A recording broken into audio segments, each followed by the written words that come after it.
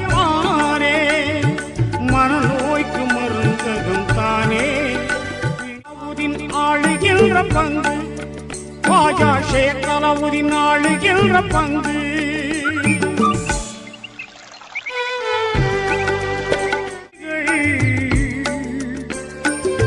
முழுதும் சுற்றி வந்த பரதேசிகள், தன்னை பக்கீராக காட்டிக்கொண்ட பரஞ்சோதிகள்.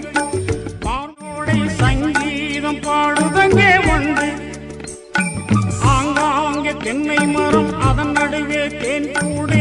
அலாவுதீன் ஆள்